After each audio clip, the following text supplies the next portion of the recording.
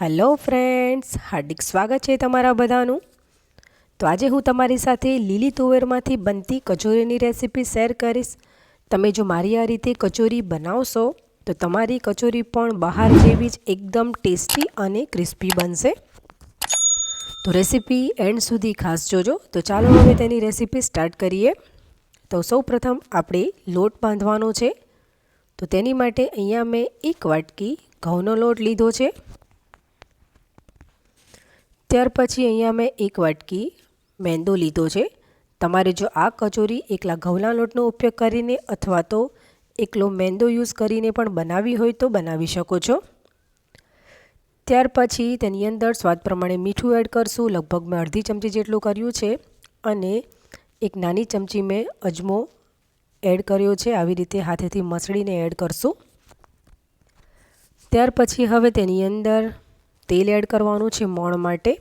તો 2 મોટી ચમચી જેટલું તેલ એડ કરી દઈશું।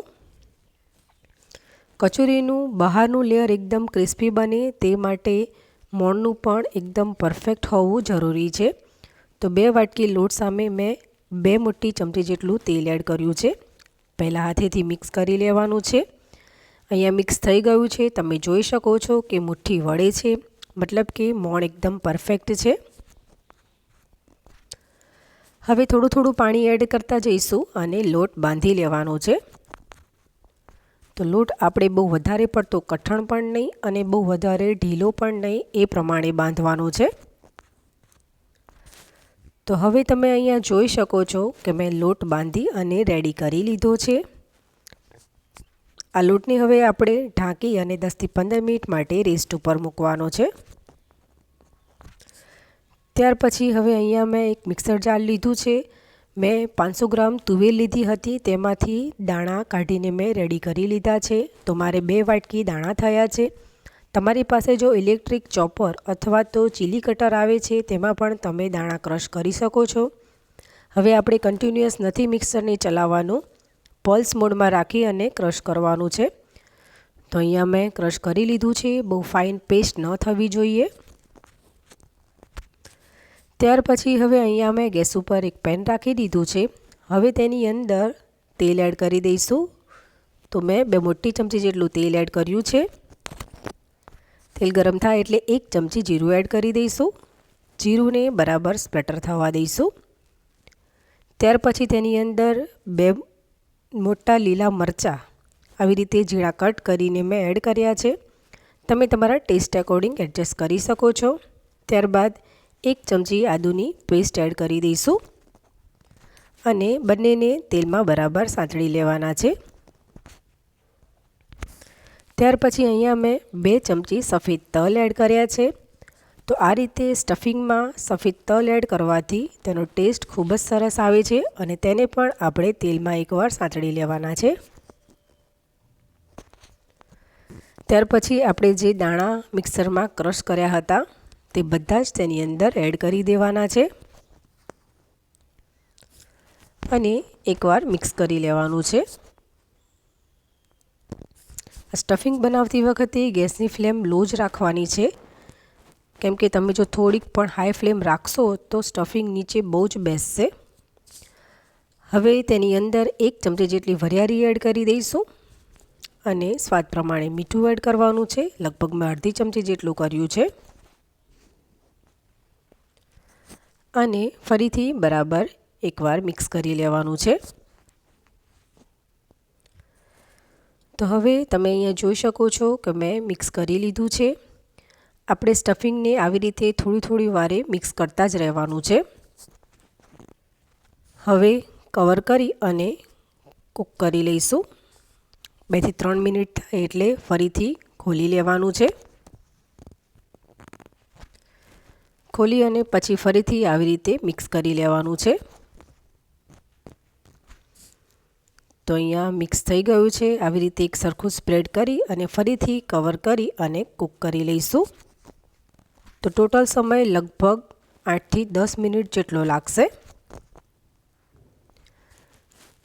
ફરીથી ખોલી અને આવી રીતે મિક્સ કરી લેવાનું છે। હવે આપણે થોડોક મસાલો પણ અંદર કરી લઈએ। હવે તેની અંદર અડધી ચમચી ખાંડ એડ કરી દઈશું. ત્યારબાદ તેની અંદર એક નાની ચમચી મેં આમચૂર પાવડર એડ કર્યો છે. ત્યારબાદ તેની અંદર ગરમ મસાલો એડ કરશું અડધી નાની ચમચી અને એક ચમચી કસૂરી મેથી એડ કરી દઈશું, જેનો પણ ટેસ્ટ ખૂબ સરસ આવે છે. મિક્સ કરી લેવાનું છે. જે લોકો લસણ અને ડુંગળી ખાય છે તે લોકો આ સ્ટફિંગમાં લીલું લસણ અથવા તો લીલી ડુંગળી પણ એડ કરી શકે છે. તમારે જો આ સ્ટફિંગની અંદર ટોપરાનું છીણ એડ કરવું હોય તો કરી શકો છો, મેં નથી કર્યું. હવે કવર કરી અને કૂક કરી લઈશું લગભગ 2 થી 3 મિનિટ જેટલું. 2 થી 3 મિનિટ થાય એટલે હવે આપણે ખોલીને ફરીથી એકવાર મિક્સ કરી લેવાનું છે. હવે છેલ્લે તેની અંદર આપણે થોડીક એવી કોથમીર એડ કરી દેવાની છે. મિક્સ કરી લઈશું તો એકદમ ટેસ્ટી એવું આ સ્ટફિંગ રેડી થઈ ગયું છે. ત્યાર પછી તેને મેં એક પ્લેટમાં ટ્રાન્સફર કરી લીધું હતું, જેથી કરીને જલ્દીથી ઠંડુ થઈ જાય. હવે તેમાંથી આપણે આવી રીતે થોડુંક સ્ટફિંગનો ભાગ લઈ અને નાના નાના બોલ્સ બનાવી લેવાના છે. તમારે જે સાઇઝની કચોરી બનાવવી હોય તે પ્રમાણે બોલ્સ બનાવી શકો છો. તો અહીંયા મેં બધા જ બોલ્સ બનાવી અને રેડી કરી લીધા છે. ત્યાર પછી આપણે જે લોટ બાંધ્યો હતો તેને એકવાર કૂણવી અને પછી એક નાની સાઇઝનો લોવો લઈ લેવાનો છે. આપણે પૂરી બનાવીએ તે સાઇઝનો લુવો લઈ લઈશું અને પછી વણી લેવાનું છે. તો બહુ વધારે પડતી થીક નહીં અને બહુ વધારે પડતી થીન પણ નહીં, એ પ્રમાણે વણી લઈશું. તો અહીંયા પૂરી વણાઈ ગઈ છે. હવે આપણે જે સ્ટફિંગનો બોલ બનાવ્યો હતો તે તેની વચ્ચે મૂકી દેવાનો છે અને પછી આવી રીતે સાઇડ્સમાંથી ફોલ્ડ કરતા જવાનું છે અને પછી ઉપર જે વધારાનો લોટનો ભાગ જે નીકળે છે તેને આવી રીતે બધો જ કાઢી લેવાનો છે. ઉપર બહુ વધારે લોટ નથી રાખવાનો, કેમ કે આપણે જ્યારે ખાઈશું ત્યારે બહુ વધારે લોટ લાગશે. પછી આવી રીતે બરાબર સીલ કરી દેવાનું છે અને પછી સરસ એવું રાઉન્ડ શેપ આપી દઈશું. તો કચોરી તૈયાર થઈ ગઈ છે. આવી રીતે બધી જ રેડી કરી લેવાની છે. ત્યાર પછી અહીંયા મેં ગેસ ઉપર એક પેનની અંદર તેલ ગરમ કરવા મૂકી દીધું હતું. હવે જ્યારે આપણે કચોરી તળવાનું સ્ટાર્ટ કરીએ ત્યારે ટેમ્પરેચરનું બહુ જ ધ્યાન રાખવાનું છે. મતલબ કે તેલ જે છે એ બહુ વધારે પડતું ગરમ ના હોવું જોઈએ, કેમ કે જો તેલ બહુ વધારે ગરમ હશે અને તમે જો કચોરી અંદર એડ કરશો તો બહારથી એકદમ ડાર્ક થઈ જશે અને એટલી ક્રિસ્પી નહીં બને. તો અત્યારે કચોરી નીચે તળિયે બેસી ગઈ છે, પરંતુ જેમ જેમ તે ફ્રાય થશે તેમ તેમ ઉપર આવતી જશે.